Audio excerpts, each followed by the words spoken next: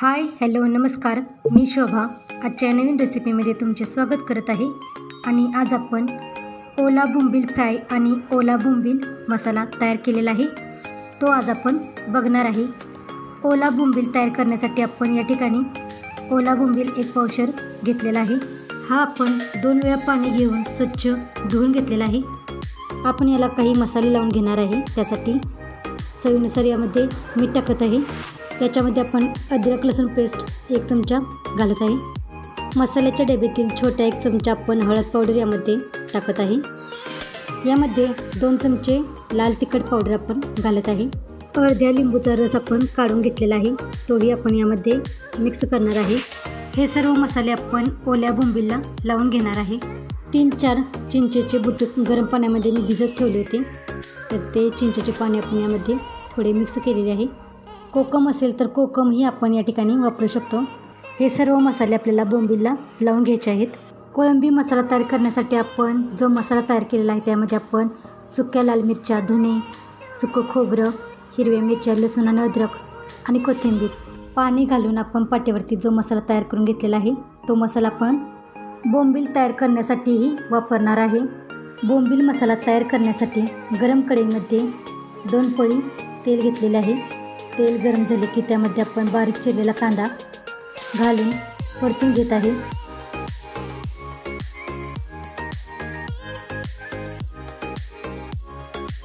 गरम तेलावरती कांदा आपल्याला चांगला सतत परतून भाजून घ्यायचा आहे। यामध्ये आता आपण तयार केलेला पाट्यावरती मसाला 3-4 चमचे मसाला तेलामध्ये टाकून परतून घेत आहे। या मसाल्यामध्ये आपण सुक्या लाल मिरच्या 2, सुकं खोबरं आणि धने आणि हिरव्या मिरच्या, अद्रक आणि लसूण हे सर्व पाट्यावरती वाटून घेतलेले आहे। तो मसाला आपण आता तेलामध्ये टाकून परतून चांगला भाजून घेणार आहे।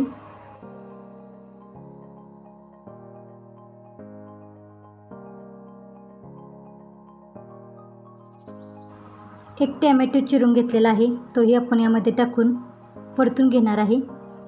कांदा, टोमॅटो आणि सर्व मसाले आपण सतत परतून तेल सुटेपर्यंत आपण भाजून घेणार आहे।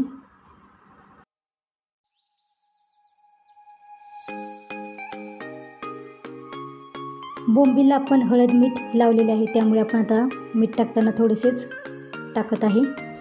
फक्त मसाले भाजण्यापुरते मीठ टाकून आपण परतून घेत आहे।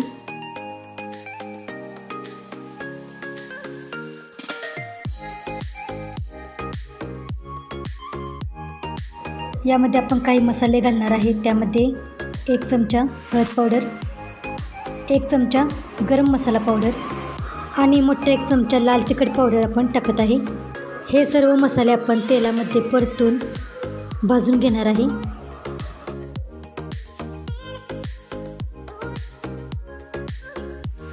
असे तेल सुटेपर्यंत आपण सर्व मसाले तेलामध्ये चांगले परतून भाजून घेतलेले आहेत। यामध्ये 1 चमचा कांदा लसूण मसाला टाकून तोही आपण तेलामध्ये आणि मसाल्यामध्ये चांगला परतून भाजून घेणार आहे। मसाले तेलामध्ये चांगले परतून भाजून घेतल्यानंतर यामध्ये आता आपण मसाला लावलेला बोंबील यामध्ये टाकत आहे।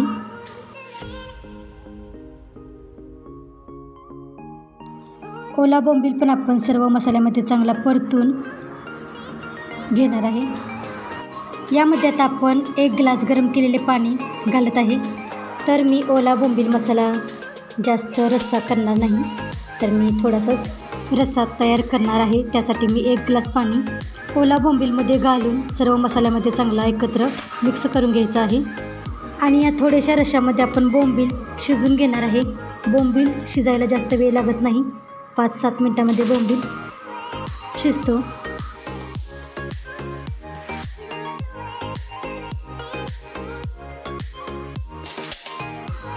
एका बाजूला बोंबील शिजत आहे, यामध्ये आता आपण थोडेसे चवीनुसार मीठ टाकत आहे। राहिलेला बोंबील आपण फ्राय करून घेणार आहे। तर आपण 10-15 मिनटे बोंबील मसाले लावून मुरत ठेवलेला होता। त्यामध्ये आता आपण 2 चमचे तांदळाचे पीठ घालत आहे। मी या ठिकाणी 2 चमचे तांदळाचे पीठ वापरलेले आहे। याऐवजी तुम्ही 1 चमचा रवा आणि 1 चमचा तांदळाचे पीठ असेही प्रमाण वापरून बोंबीला लावून घेऊ शकता। तर अशा पद्धतीने आपण मसाले आणि पीठ लावून मासा तळण्यासाठी तयार करून घेतलेला आहे आणि आता आपण गरम तव्यावरती तेल सोडत आहे आणि दुसऱ्या बाजूला आपला बोंबील मासा मसाला तयार झालेला आहे। जास्त पातळही नाही आणि जास्त घट्टही नाही, अशा पद्धतीने आपण बोंबील मसाला तयार केलेला आहे। मासा तळण्यासाठी आपण गरम तव्यावरती तेल गरम करून घेतलेले आहे आणि गरम केलेल्या तेलामध्ये आपण आता बोंबील मासा तळण्यासाठी एक एक करून सोडत आहे। एका बाजूने मासा तळून झाल्यानंतर तो पलटी करून आपण दुसऱ्या बाजूनेही तळून घेणार आहे।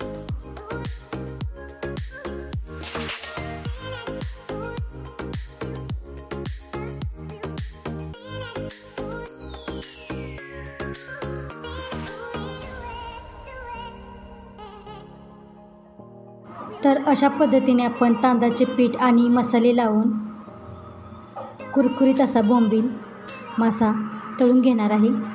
तांदळाचे पीठ वापरल्यामुळे वरून कुरकुरीत आणि आतून मऊ असा मासा तयार होतो।